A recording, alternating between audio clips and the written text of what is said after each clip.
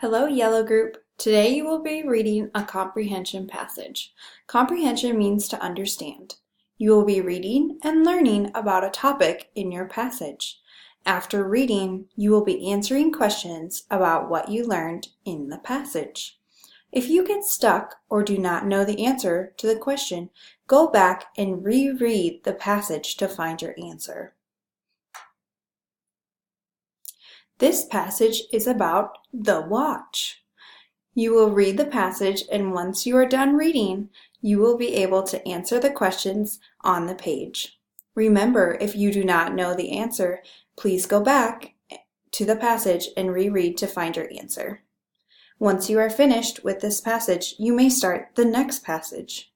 Remember that this is not a race, so take your time and answer the questions the best that you can. Please pause the video, then you may begin.